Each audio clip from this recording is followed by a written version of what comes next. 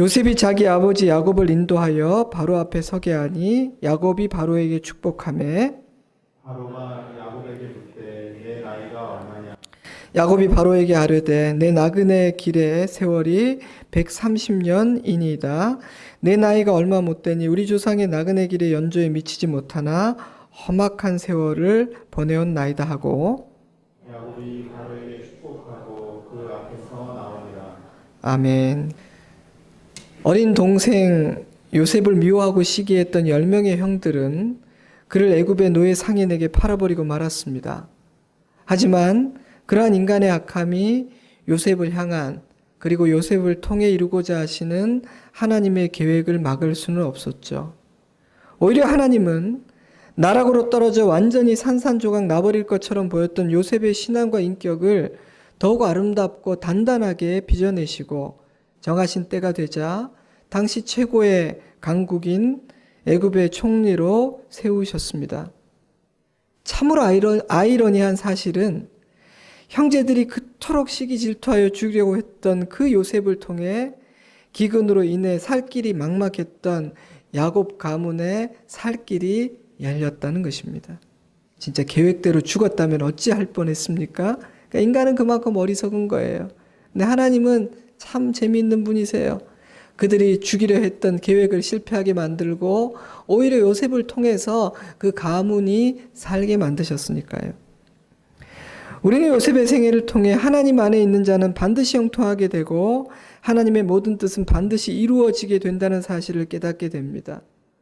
물론 저와 여러분 모두가 총리가 되는 것은 아닙니다. 하지만 자신의 소유나 지식 또는 사람에게 소망을 두지 않고 오직 하나님께 소망을 두고 사는 자는 결국에는 하나님 안에서 형통하게 되고 해피엔딩을 맞이하게 됩니다.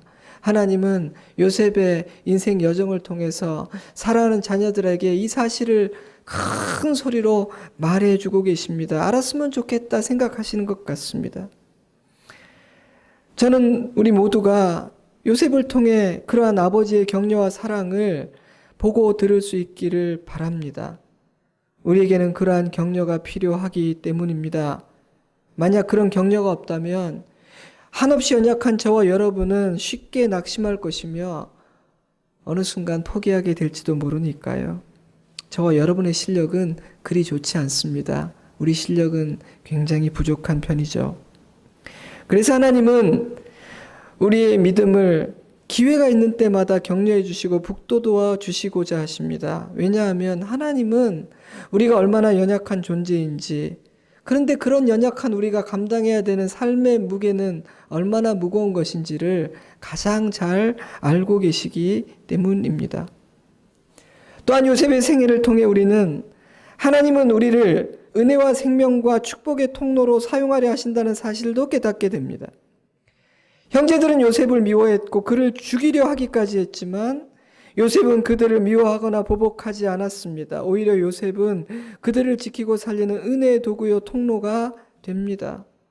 하나님은 우리를 향해서도 같은 뜻을 품고 계십니다. 하나님은 사랑하는 당신의 모든 자녀들을 살리는 자요, 은혜를 베푸는 자요, 형제를 지키는 자로 빚어내려고 하십니다.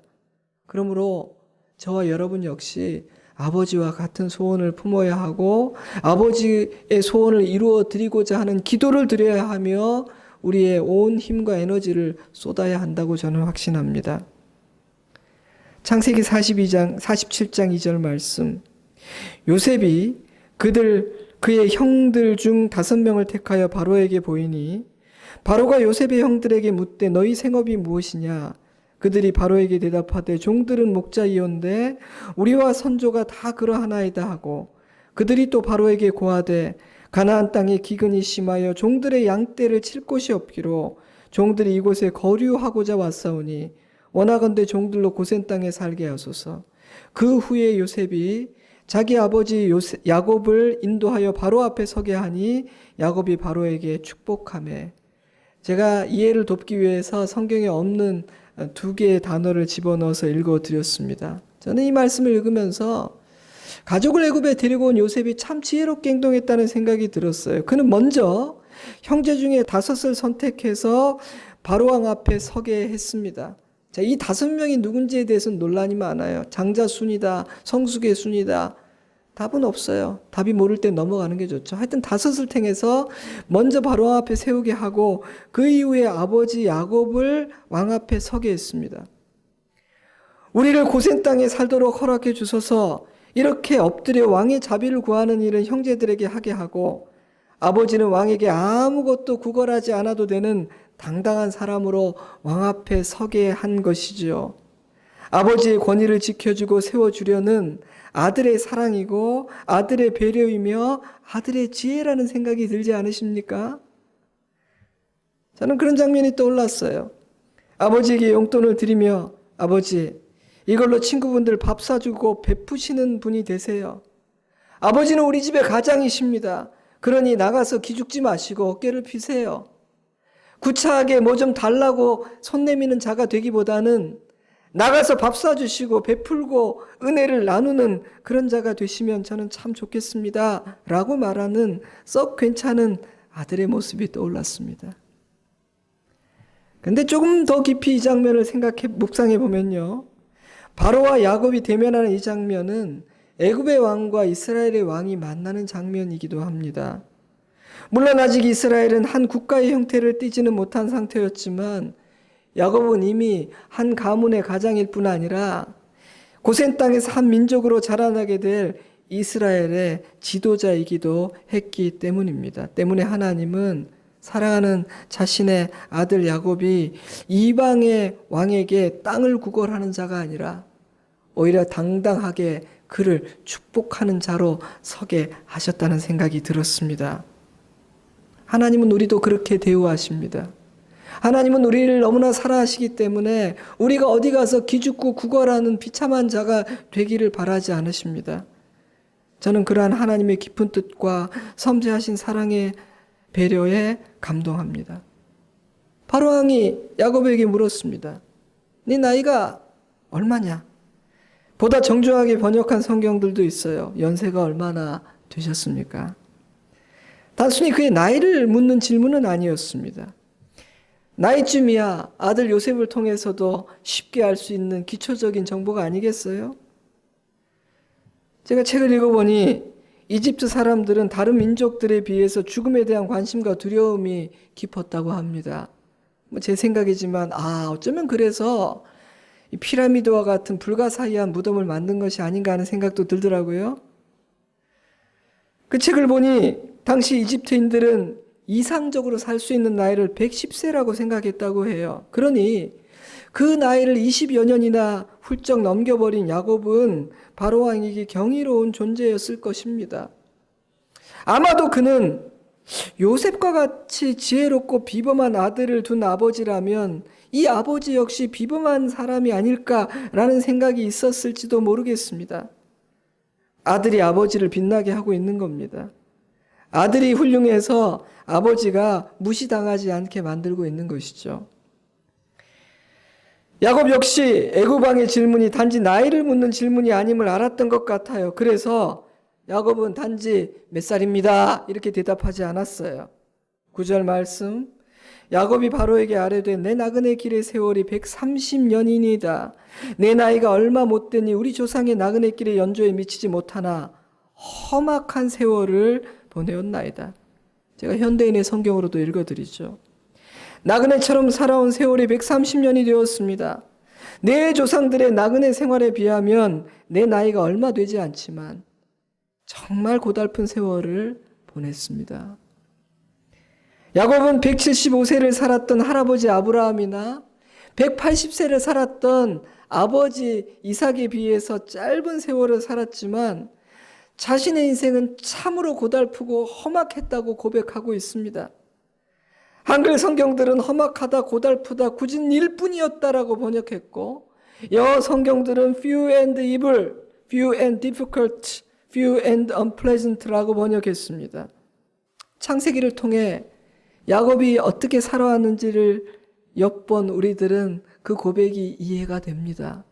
하지만 좀 더 생각해 보면 성경에는 그의 일생 가운데 정말 지극히 작은 부분만이 기록되어 있을 것이기 때문에 아마 그는 우리가 알고 있는 것보다 훨씬 수고했고 훨씬 많은 고생을 했을 겁니다. 뭐 성경에는 그가 병들었던 얘기는 다 상략되어 있잖아요. 예를 들자면요. 뭐 그는 안 아팠을까요? 그는 하루에 일을 열심히 하고 또 벽에 부딪힐 때마다 다 때려치고 싶다 그런 생각을 안 했을까요? 했을 겁니다. 생략되어 있을 뿐이죠. 근데 그 모든 말들이 험악한 세월을 보냈다는 표현 단어 안에 함축되어 있는 거예요. 그런데 우리는 한 가지 질문을 갖게 됩니다. 험악한 세월은 한 인간의 성품과 신앙에 어떤 영향을 끼치는 것일까요? 한 사람이 130여 년의 인생 여정 대부분을 험악하게 힘겹게 살게 되면 어떤 일이 일어날 가능성이 많은 것일까요? 일반적으로 그런 시간을 오래 보내게 되면 부정적인 영향을 받을 가능성이 높겠죠. 망가지기 쉽다는 말입니다. 그럼에도 불구하고 자신이 어떤 부분에서 얼마나 망가졌는지를 잘 모를 수가 있습니다. 자존심이 강한 사람들은요, 망가진 줄 알고 부족함이 많기 때문에 오히려 더 과시하고 포장하면서 자신의 망가진 부분을 감추려고 할 수도 있을 거예요. 제가 복음이 좋은 이유가 하나님 안에 들어가면요, 내가 뭘 가졌고 어떻든 비교하지 않고 당당하고 위축되지가 않는 것이죠. 하지만 우리가 하나님에게 붙잡히고 사로잡히지 않으면요, 그런 험악한 세월은 우리를 망가지게 만듭니다. 어딘가를 고장나게 만들어요. 그래서 본이든 아니든 자신을 망가뜨리고 가족과 주위의 사람들을 아프게 합니다. 그리고 더 나아가서 주변에 하나님께서 붙여준 좋은 사람들을 이렇게 내쫓게 돼요. 내가 망가져 있으면 내쫓아요. 왜냐하면 사람들은 자신에게 어둡고 부정적인 영향 끼치는 사람과 함께하고 싶지 않거든요. 그러므로 만약 여러분 자신이 고난을 오래 겪고 험한 세월을 보낸 사람이라는 생각이 조금이라도 든다면 혹시라도 내게 쓴뿌리가 남아있지는 않은지, 망가진 채로 오랫동안 방치해둔 부분은 없는지, 그래서 나도 모르게 부정적인 기운을 뿜어내는 순간들은 없는지를 주의 깊게 살펴볼 필요가 있다고 저는 생각합니다. 하지만 험악한 세월이 모든 사람에게 부정적이고 파괴적인 결과만을 남기는 것은 아닙니다. 모두가 고난과 고통을 통해 망가지고 고장나고 부서져 버리는 것은 아니라는 뜻이에요. 험난한 세월을 통해 이전보다 더 순결해지고 고결해지는 사람들이 있습니다. 요셉이 그랬고 다니엘이 그랬으며 바울이 그랬습니다. 우리 교회 성도들 중에도 굉장히 많습니다. 저는 그런 분들을 볼 때마다 바로 저들이야말로 하나님 앞에서 큰 사람들이라고 저는 확신하며 마음으로 그분들 앞에 고개를 숙입니다. 야곱은 어떠했습니까? 그는 망가지지 않았습니다. 오히려 그는 더 나아졌습니다. 130세가 된 야곱의 모습은 달코 다른 모습이라거나 자아로 가득 찬 완고한 모습이 아닙니다. 제가 보기에 지금 오늘 읽은 본문에서 제가 만나는 야곱의 모습은 지금까지 보아왔던 야곱의 모습 중에 제일 괜찮은 모습입니다. 그 이유, 그 비결은 무엇일까요? 그가 언제나 안전하고 따뜻한 하나님의 울타리 안에 있었기 때문입니다. 솔직히 말해서 야곱의 믿음은 너무나 연약하고 때가 묻었고 이기적이고 인간적인 믿음이었습니다. 하지만 하나님은 그런 야곱을 사랑하셨습니다. 한순간도 그의 손을 놓으신 적이 없었습니다. 창세기 28장 15절, 내가 너와 함께 있어 내가 어디로 가든지 너를 지키며 너를 이끌어 이 땅으로 돌아오게 할지라. 내가 내게 허락한 것을 다 이루기까지 너를 떠나지 아니하리라. 형을 피해 달아나던 내일이 보이지 않던 야곱은 베델에 이르러 머리를 베도 편안한 돌 하나를 딱 정해서 그것을 베개로 삼아 잠을 청하게 되죠. 그때 그에게 나타나 말씀해 주신 창세기 28장의 이 약속의 말씀을 저는 너무너무 좋아합니다. 이 말씀이 야곱에게 얼마나 위로가 되었을까, 얼마나 힘이 되었을까. 저는 읽을 때마다 그때 그 감정이 느껴집니다. 이 말씀은 제게 주신 말씀이기도 하죠. 만약 그가 하나님을 버리고 아버지의 집 밖으로 뛰쳐나가 버렸다거나 하나님께서 그에게 실망하고 너무나 지쳐서 그를 잡고 있던 손을 놓아버리셨다면 그는 망가졌을 겁니다. 부서져서 산산조각 났을 거예요. 하지만 비록 연약하고 심지어 자기 중심적이기까지 한 믿음이긴 했지만 야곱은 하나님을 붙잡고 있었습니다. 하지만 야곱이 하나님을 잡았다는 것보다 더 중요한 사실은요, 하나님께서 그 크고 강하시고 순결하신 손으로 야곱을 붙잡고 계셨다는 사실입니다. 하나님을 붙들고 있는 야곱의 손은 더럽고 연약했습니다. 그러나 그런 야곱을 붙잡고 있는 하나님의 손은 순결하고 강하고 신실했습니다. 로마서 8장에 기록된 것처럼 야곱을 향한 하나님의 사랑을 끊을 수 있는 것은 아무것도 없었습니다. 바로 그것이 그 험악한 130여 년의 험악한 세월이 야곱을 망가뜨리지 못했던 유일한 이유입니다. 저와 여러분도 하나님 밖으로 나가는 순간 망가질 것입니다. 지금도 망가진 것 같지만 더 부서질 거예요. 놀랍게도 하나님은 그 험악한 시간들을 통해 우리를 깊게 만들고 넓게 만드십니다. 때문에 어떤 일이 일어난다 할지라도 하나님 안에 머물고 버티는 사람, 하나님께 소망을 두고 그분을 의존하는 사람은 망가지지도 부서지지도 않습니다. 그래서 저는 이런 생각이 들었어요.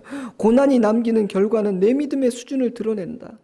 고난이 남기는 결과는 내가 그 시간 동안 무엇을 생각했고 하나님 앞에서 어떻게 반응했는지를 드러낸다. 야곱은요, 선택받은 하나님의 백성이요 존귀한 복의 통로로 태어났지만 자신의 어리석음과 불신앙과 불순종으로 인해 험악한 세월을 보내야 했습니다. 하나님의 잘못이 아니에요.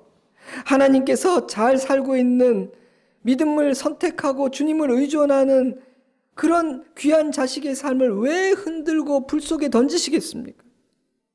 야곱은 자신의 어리석고 세상적인 선택 때문에 험악한 세월을 보내야 했던 겁니다. 하지만 여러분 생각해 봅시다. 야곱만이 사서 고생하는 유일한 사람일까요? 그렇지 않습니다. 이것은 모든 인간이 답습하고 반복하는 어리석음입니다. 저와 여러분 역시 야곱처럼 하나님으로부터 받은 복과 특권들을 쳐버리고 자신의 정체성을 망가뜨립니다. 물론 죄악으로 가득 찬 이 세상 자체가 험난하기도 하지만 사실은 우리 스스로가 자신의 삶을 더 험하게 만들기도 한다는 뜻입니다. 안타깝지만 사실이에요. 그러나 하나님은 우리가 그렇게 망가져 버리기를 원하지 않으십니다. 그래서요, 하나님은 우리의 삶에 개입하십니다. 하나님 원하지 않아요 말에도 개입하십니다. 왜요? 뻔하게 망가지고 부서지는 것을 우리를 사랑하신 아버지가 어떻게 보고만 계시겠습니까? 때문에 만약 우리가 하나님의 말씀에 귀를 기울임으로 하나님의 뜻과 섭리를 조금이라도 이해하게 된다면, 그래서 하나님을 환영하고 순종으로 반응한다면 우리는 그 어떤 험악한 길을 통과할지라도 그 어떤 부족한 상황이 있더라도 망가지는 것이 아니라 더 좋은 사람으로 더 멋진 존재로 빚어지고 세워지게 됩니다. 고난이 우리를 파괴하지 못합니다. 자, 그렇다면 하나님은 우리를 어떤 모습으로 빚어내려고 하시는 것일까요? 도대체 하나님은 사랑하는 자녀들을 향해서 어떤 마음의 소원을 품고 계시는 것일까요? 야곱의 모습을 통해서 저는 몇 가지 힌트를 얻습니다. 오늘은 두 가지만 말씀드리고 싶어요. 첫째로 하나님은 우리를 축복하는 존재로 변화시키고자 하십니다. 하나님은 우리를 축복하는 존재로 변화시키고자 하십니다. 오늘 함께 읽은 짧은 4절 말씀 안에서 야곱이 바로를 축복했다는 표현은 2번이나 반복되죠. 그래서 제가 궁금증이 생겨서 좀 찾아봤어요. 뭘 찾아봤는가?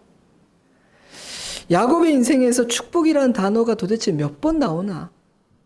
그리고 야곱의 인생에서 이 축복이라는 단어는 어떤 상황 속에서 등장하는가 궁금해서 제가 찾아봤어요. 개정 개역 성경의 경우만 보자면 야곱의 인생에서 축복이라는 단어는 창세기 27장에 등장하며 가장 많이 등장합니다. 14번이나 사용돼요. 축복이라는 단어가. 근데 27장은 어떤 내용이냐 하면요, 야곱이 형 에서가 받은 장자의 축복을 아버지를 속여서 빼앗는 이야기가 기록된 장면이에요. 제가 그중 한 절만 읽어드리죠. 야곱이 아버지에게 대답하되 나는 아버지의 맏아들 에서로소이다. 아버지께서 내게 명하신 대로 내가 하였사오니 원하건대 일어나 앉아서 내가 사냥한 고기를 잡수시고 아버지 마음껏 내게 축복하소서. 그 후 야곱의 인생에서 축복이라는 단어 몇 번 언급되지 않는데요. 그 중에 32장이 참 중요한 장면이라고 저는 생각해요. 그가 이르되 날이 새려 하니 나로 가게 하라. 야곱이 이르되 당신이 축복하지 아니하면 가게 하지 아니하겠나이다. 형을 만나기 전에 야복강에서 했던 기도죠. 자, 이런 장면들이 우리에게 무엇을 말해줍니까? 그는 축복을 구하는 사람이었지 누군가를 축복하는 사람이 아니었다는 거예요. 그는 일생을 축복을 구하고 축복받기를 원하는 사람으로 살았습니다. 그런데 47장을 보세요. 47장은요, 그 야곱을 누군가를 축복하는 사람으로 처음으로 묘사하고 있어요. 의미 있다고 생각되지 않으세요? 누군가를 축복하는 행위는 은혜를 베푸는 행동이요, 누군가가 잘 되기를 바라는 선한 마음이요, 사랑의 행동입니다. 때문에 축복은 성숙한 어른의 행동이고 큰 사람만이 할 수 있는 겁니다. 그러니까 축복하는 순간 큰 사람이 되는 거예요. 하나님은요, 사랑하는 당신의 자녀들이 그런 존재가 되기를 바라십니다. 그것이 하나님의 자녀라는 신분에 걸맞는 고결하고 품위 있는 행동이기 때문입니다. 어울리는 다운 행동이기 때문입니다. 그래서 하나님은요, 사랑하는 당신의 자녀들이 누군가를 축복하는 존재로 변화시키고 빚어내려 하십니다. 그 일을 하십니다. 저는 이 장면이 야곱이 그 빚어짐의 결과, 중요한 결과 중에 하나라는 생각이 들었어요. 자, 다시 한번 말씀드립니다. 야곱은요, 오직 자신을 위해 살던 사람들이었어요. 기쁨도 자기 때문에, 삐지는 것도 자기 때문에, 실족도 자기 때문에, 감사도 자기 때문에. 자신이 복을 받기 위해서라면 아버지와 형을 속이는 일도 서슴지 않았고, 자신이 원하는 것을 얻기 위해서라면 14년을 인내할 수 있는 의지의 사람이었으며, 가족의 미래를 위해서라면 밤잠을 자지 않고 일하는 성실한 사람이 야곱이었습니다. 하지만 그 모든 것은 자신을 위한 것이었습니다. 그는 지극히 자기중심적인 사람이었던 겁니다. 세상의 지구가 자기를 중심으로 도는 거예요. 천동설, 지동설이 아닌 야곱동설이라고나 할까요? 맞는 말인지 모르겠어요. 그런데 그런 그가 하나님의 은혜의 손길 안에서 축복하는 사람으로 변화된 것입니다. 내가 아니라 남이 잘되기를 구하고 하나님께서 저 사람을 잘되게 해주시기를 간절히 기도하는 사람이 된 겁니다. 하나님이 하신 일이죠. 비록 너무나 부족하고 지극히 자기중심적인 신앙이었지만 야곱이 하나님의 복을 참으로 귀하게 여기고 하나님을 떠나지 않고 거기에 머물렀기 때문에 가능했던 일이기도 해요. 그래서 성경은요, 그에게 자신에게 허락된 장자의 축복을 귀하게 여기지 않았던 에서와 그것을 어떻게 해서든지 받고 싶었던 야곱을 대조시킵니다. 솔직히 야곱이 형보다 나았던 점은 그거 하나밖에 없어요. 복을 복인 줄 알았던 거. 하나님 안에 있으려고 했던 거, 그래도 어떤 이유에서든 하나님은 우리를 자녀심을 삼으실 때 우리를 그런 존재, 축복하는 존재로 빚어내고야 말겠다고 작정하셨습니다. 자신의 복을 비는 존재가 아니라, 자기중심적으로 생각하고 살아가는 존재가 아니라 다른 사람의 복을 빌고 다른 사람이 잘 되기를 바라는 존재로 만들겠다고 작정하셨습니다. 하나님이 작정하시면 누구도 막을 수 없습니다. 그러므로 하나님의 작정하심에 저항하고 반대하는 것은 어리석은 일입니다. 그러면 문제가 생깁니다. 불행해집니다. 그런 하나님의 작정하심은 믿음의 조상 첫사람 아브라함을 부르실 때 이런 약속을 주심으로 표현되었죠. 내가 너로 큰 민족을 이루고 내게 복을 주어 내 이름을 창대하게 하리니 너는 복이 될지라. 너를 축복하는 자에게는 내가 복을 내리고 너를 저주하는 자에게는 내가 저주하리니 땅의 모든 족속이 너로 말미암아 복을 얻을 것이라 하신지라. 하나님은 우리를 축복하는 존재로 세워 우리를 통해서 이 세상과 모든 사람들에게 복을 주려고 계획을 하신 거예요. 가정에 복을 준 죄로 아빠를 만든 거고 엄마를 만든 거고 자식을 만든 거예요. 그래서 예수님은 이런 말씀도 하셨죠. 너희를 저주하는 자를 위하여 축복하며 너희를 모욕하는 자를 위하여 기도하라. 그러니 만약 우리의 말과 행동이 축복하는 자라는 그 정체성에 걸맞지 않는다면 우리는 아버지의 마음을 조금도 모르는 사람입니다. 성령의 다스림 안에 살고 있지 않은 거라고 생각해도 무방해요. 사랑하는 성도 여러분, 사랑하는 성도 여러분, 당신은 누군가를 진실로 축복하고 언제나 축복하는 사람으로 변화된 것 같습니까?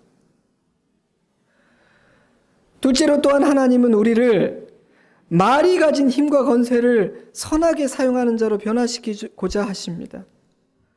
야곱은 말의 힘과 권세를 몰랐습니다. 그래서 그 권세를 선하고 바르게 사용할 줄도 몰랐던 사람이에요. 그러나 이제 그는 말의 힘과 권세를 이용하고 그 힘을 적극적으로 선하게 사용하는 자가 되었습니다. 왕을 축복함으로.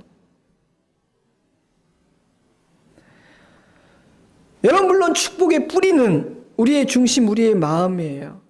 하지만 그 마음은 언제나 우리의 말로 표현이 되는 겁니다. 그래서 말이 굉장히 중요해요. 그러므로 나에게 말의 지혜, 혀를 다스리고 통제하는 실력이 있는지 없는지는 굉장히 중요합니다. 야고보서는 그 어떤 책보다 혀의 힘과 권세를 강조하는 책인데요. 근데 야고보서는 혀가 가진 파괴성과 어둠과 부정적인 힘을 굉장히 강조하죠. 부정적으로 혀를 묘사하는 비중이 더 커요.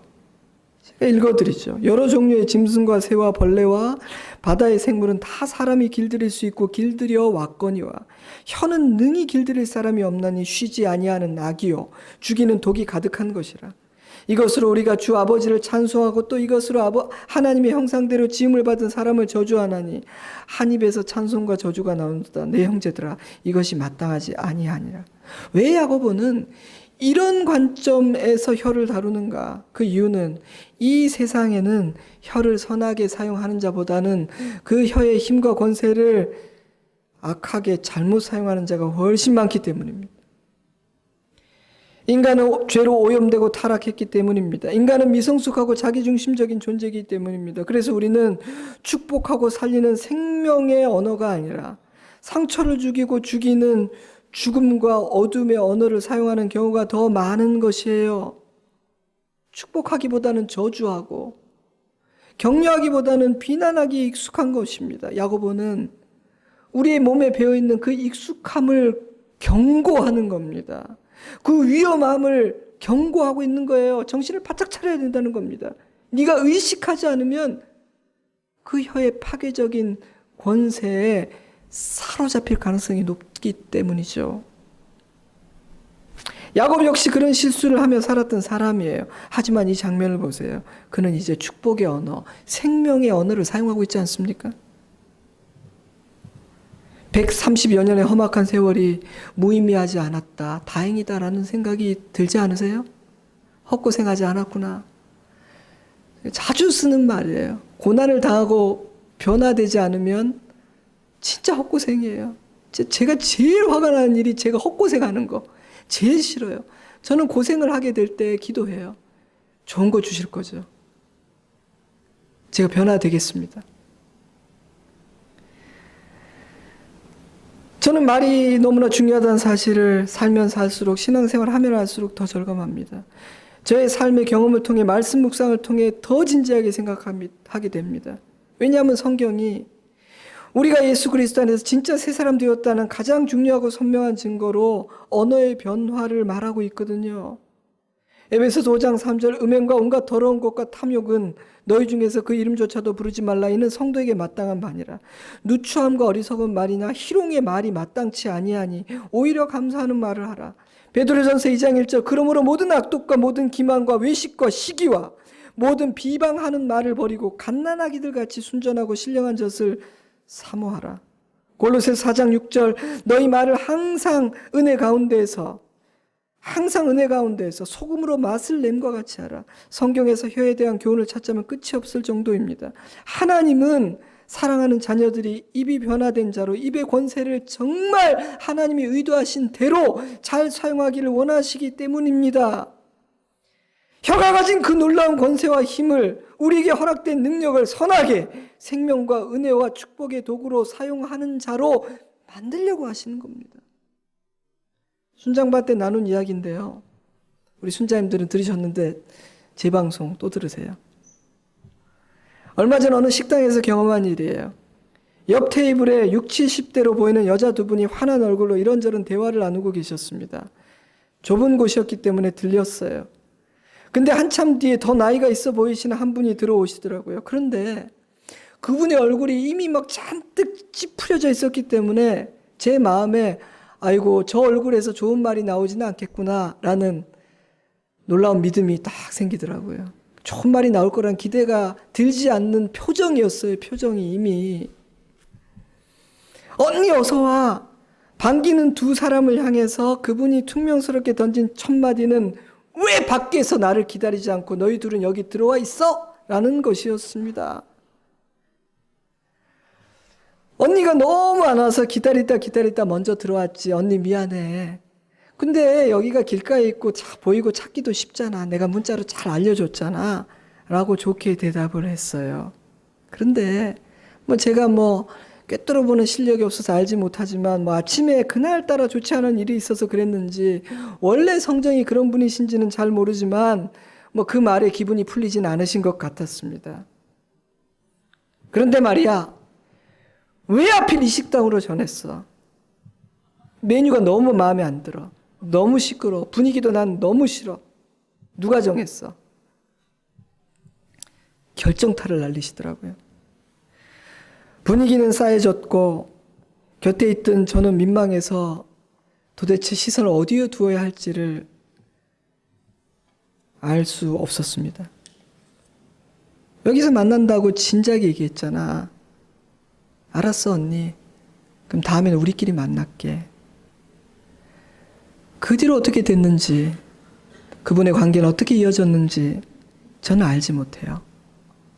하지만 저에게 정말 많은 것을 생각하게 한 대화였고 말의 힘과 권세가 어떤 것인지를 정말 제가 생각하게 된 사건이었습니다.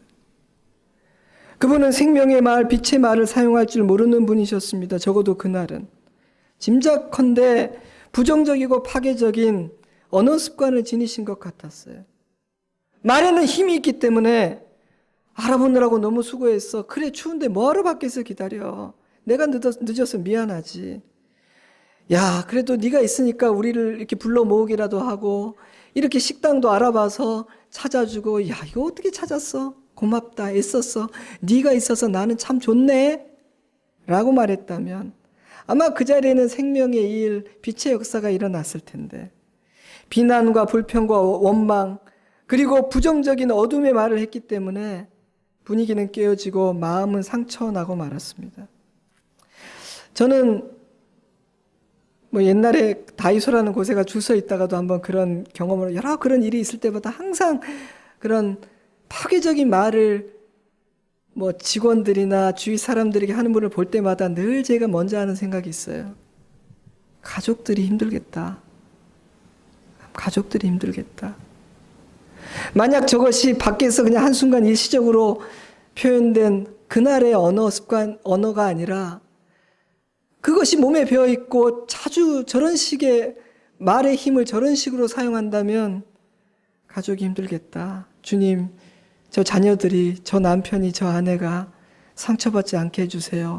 제가 또 오지랖 목사 아닙니까? 그래서 잠시 기도를 드리게 돼요. 그리고 사실은 그분도 안 됐어요. 저렇게 살아가는 마음은 얼마나 시끄럽고 참 상할까?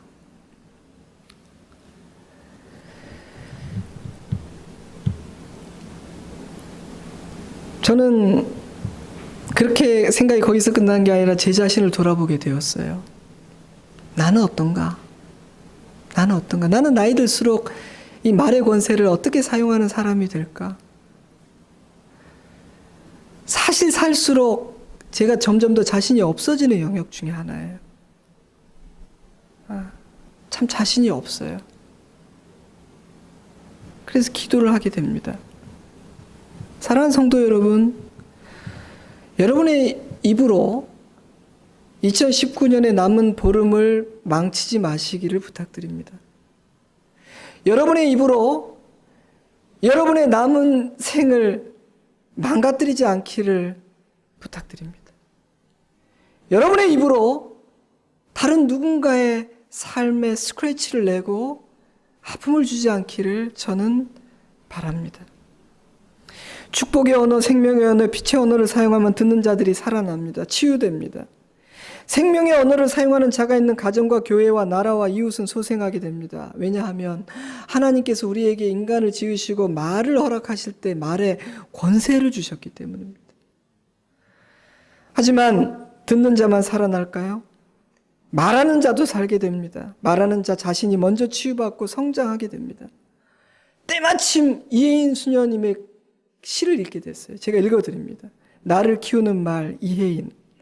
행복하다고 말하는 동안은 나도 정말 행복해서 마음에 맑은 샘이 흐르고, 고맙다고 말하는 동안은 고마운 마음 새로이 솟아올라 내 마음도 더욱 순해지고, 아름답다고 말하는 동안은 나도 잠시 아름다운 사람이 되어 마음 한 자락이 환해지고, 좋은 말이 나를 키우는 걸 나는 언제 안다고요? 말하면서 다시 알지. 나는 말하면서 다시 알지. 사랑하는 성도 여러분, 여러분은 어떤 말을 하고 계십니까? 어떤 글을 쓰고 계십니까? 부끄럽거나 후회되는 부분은 없습니까? 어쩌면 말입니다. 나의 말과 글이 삐뚤어져 있기 때문에 내 마음에 평화가 없고 내 삶과 내 가정을 더 시끄럽게 만들고 있는 것인지도 모릅니다. 사서 고생한다는 말이죠. 하나님은 그런 우리를 축복의 말, 생명의 말을 하는 존재로 빚어내고자 하십니다. 말이 가진 힘을 하나님의 뜻대로 선하게 사용하여 살리는 자가 되게 만들고야 말겠다 작정을 하셨습니다. 야곱은 그런 자가 된 것 같습니다. 하나님은 저와 여러분도 그렇게 만들어내실 겁니다. 오늘 또 이런 말씀을 들었으니까 말씀을 맺겠습니다. 유대력의 매달에는 영적인 의미가 있다고 해요. 근데 이번 달은요, 새로운 시작을 할 수 있는 달, 새로운 시작을 하기에 아주 유리하고 좋은 달이라고 해요. 유대력으로. 인생을 하나의 서클로 비유한다면 이 달은요, 이전의 서클을 버리고 새로운 서클을 그리기 시작하기에 아주 유리하고 좋은 달이라는 거예요. 유대인들은 그렇게 믿고 이 달을 맞을 때면 그 일을 하려고 애를 쓴대요. 그 과정에는요, 과거의 잘못된 서클, 내 몸에 배어있는 부정적인 삶의 습관과 패턴들을 인식하고 깨버린다는 의미도 있습니다. 청산을 해야만 새 출발할 수 있는 것이죠. 사랑하는 여러분, 오늘 우리는 130여 년 험악한 나그네 인생길을 걸었던 야곱의 모습을 통해 우리 안에 새 일을 행하려 하시는 아버지의 강력한 소원과 그 일을 이루어내고야 마신 아버지의 강한 능력과 신실하심을 묵상했습니다. 한 해를 마무리하고 새로운 해를 맞이하는 이 중요한 시점에 하나님께서 이 말씀을 통해 내게 도대체 뭘 말하고 싶으신지를 묵상하는 시간을 가지시면 좋겠어요. 자, 저는 이제 큰 그림을 던지고 제가 묵상한 것을 여러분에게 드렸습니다. 하지만 그 중에서 아버지가 내게 이것 말씀하고 싶은 것이고 나를 깨닫는 것은 제 몫이 아니라 여러분의 몫입니다. 여러분, 남은 16일 동안 그 일을 잘 하시기를 바라요. 아버지의 마음을 헤아리십시오. 나를 향한 아버지의 소원을 아는 자녀인지를 생각해 보세요. 나는 누군가를 축복하는 그런 인생을 살아왔는지를 생각해 보세요. 내게 주신 말의 힘과 권세를 선하게 사용했는지, 나는 과연 생명의 말, 축복의 말, 은혜의 말을 하는 자로 살아왔는지를 생각해 보십시오. 그리고 이전의 서클을 깨고 새로운 서클을 다시 그리기 시작하는 달이 되시기를 바랍니다. 2020년은요, 단지 새로운 해일 뿐 아니라 새로운 10년을 시작하는 중요하고 의미 있는 해입니다. 그러니 우리는 짧게는 10년, 길게는 나의 남은 인생을 어떤 자로 살 것인지, 무엇을 추구하며 달려갈 것인지를 소원하고 선택하는 중요한 시간을 보내고 있는 것입니다. 하나님 안에서 새로운 각오를 하십시오. 그저 과거에 살아왔던 삶의 패턴을 답습하지 마십시오. 믿음의 수준, 순종의 수준, 내가 추구하는 영적인 표대의 질을 바꾸십시오. 새로운 일을 기대하십시오. 오늘 묵상하고 나눈 이 말씀이 저와 여러분을 인도하실 것입니다. 그 인도하심을 듣고 따르는 우리가 되었으면 좋겠어요. 연말연시 이 중요한 시간에 고요히 주님 앞에 앉아 묵상하고 기도하는 시간을 만드시기 바랍니다. 바쁘실 거예요. 하지만 연말은 바쁘기만 해서는 안 되는 시간이에요. 왜냐하면 굉장히 의미 있는 어떤 매듭을 짓는 시간이잖아요. 그 매듭을 어떻게 짓고 무엇을 다짐하고 가느냐에 따라 넥스트 스텝이 굉장히 달라질 수 있잖아요. 그러니 여러분, 송구 영신 예배를 통해 지난 한 해를 돌아보고 감사하고 버릴 거 버리시고 신년 기도회를 통해 새로운 해 새로운 그림을 그려 나가세요. 12월을 하나님 안에서 보내시기를, 이 말씀을 여러분 돌아가셔서 다시 한번 묵상해 보시기를 주님의 이름으로 축복합니다. 기도하겠습니다. 여러분, 험악한 세월을 우리도 살고 있어요. 나만 험악하고 힘든 것 아니에요. 다 힘들어요.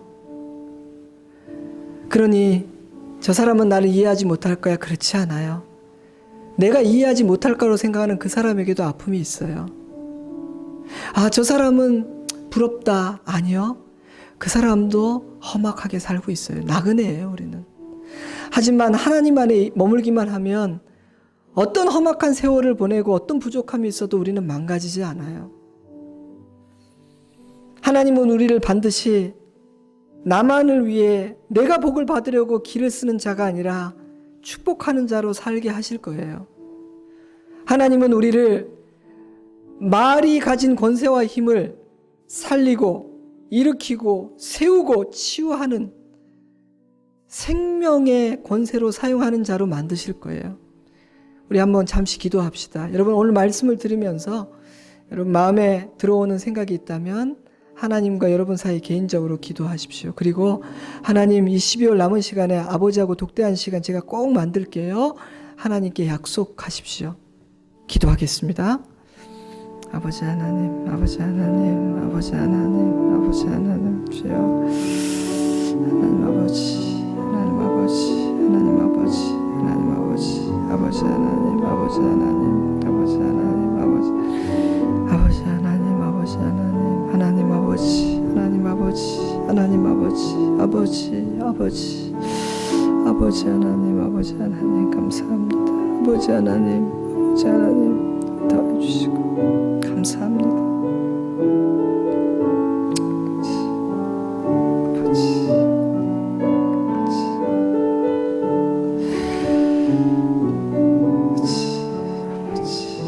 하나님 감사합니다. 저는 야곱의 삶을 볼 때마다 소망이 생깁니다.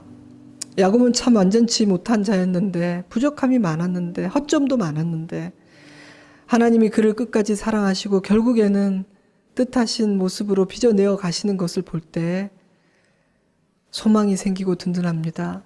아버지, 저도 그 신실하심으로 붙들고 계심을 믿기에 저는 한없이 부족하지만 아버지께서는 그 뜻하신 것을 이루시고 저를, 그리고 우리 성도들을 세상의 복을 나누는 복의 통로로, 입술에 허락하신 놀라운 권세를 주의 뜻대로 사용하는 자로 만들어 내고야 마시리라 믿습니다. 주님, 우리가 주님의 뜻대로 세워지면 행복한 자가 되는 것입니다. 그때 비로소 평안을 얻게 되는 것입니다. 그런데 우리는 그것을 모르고 하나님의 뜻이 아니라 다른 뜻을 찾고 다른 것을 따라가기 때문에 시끄럽고 힘든 것입니다. 아버지, 이 연말 연시 2020년 새로운 10년을 맞이하는 이때 오늘 나는 이 말씀을 마음에 담게 하시고 깊이 묵상하게 하셔서 아버지의 마음을 헤아리고 그 뜻을 이루어 드릴게요, 순종하겠습니다 고백하는 복락이 우리 성도들 개인마다 가정마다 있게 하여 주시옵소서. 우리 주 예수님의 이름으로 우리 사랑하는 성도들과 가정을 진심으로 축복합니다. 영혼이 잘된 같이 범사에 잘되기를 기도합니다. 좋으신 우리 예수님 이름으로 기도드리옵나이다. 아멘.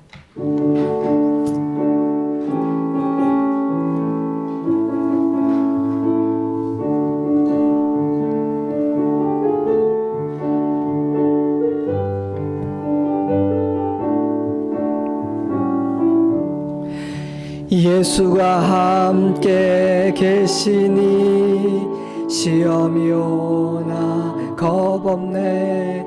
기쁨의 근원 되시는 예수를 위해 이 세상 사는 동안에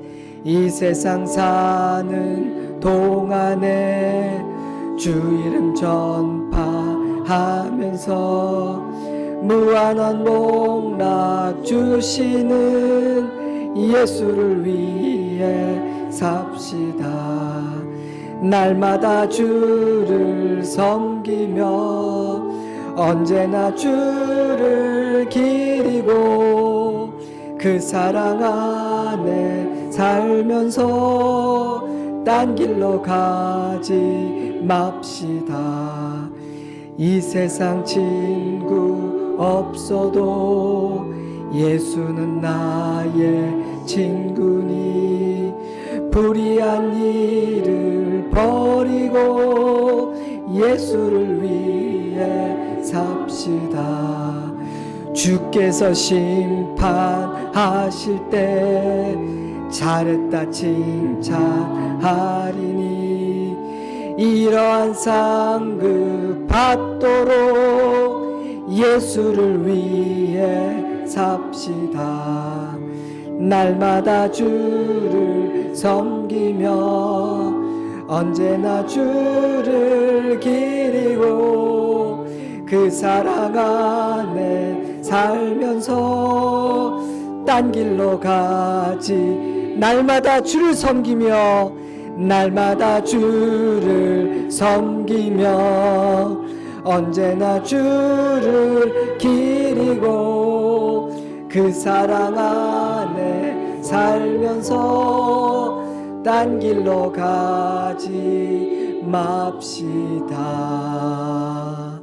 지금은 우리 구주 예수 그리스도의 크신 은혜와 하나님 우리 아버지의 깊고 넓은 사랑과 성령 하나님의 은혜와 능력의 역사하심이 험악한 그 어떤 사건과 시간도 나를 결코 깰 수 없다는, 망가뜨릴 수 없다는 사실을 믿음으로 확신하고 축복하는 자로 말의 권세를 생명과 빛의 일에 사용하겠다고 다짐하고 소원하고 돌아가는 사랑하는 주의 자녀들과 그 가정 위에 우리 좋은 씨앗교회와 이 수도공고에서 함께만 개포동교회와 조국의 교회와 열방의 교회들 위해 그리고 사랑하는 이민나라 이민족과 우리 자녀들과 다음 세대 위에 이제부터 영원토록 함께 하시옵기를 간절히 축원하옵나이다. 아멘.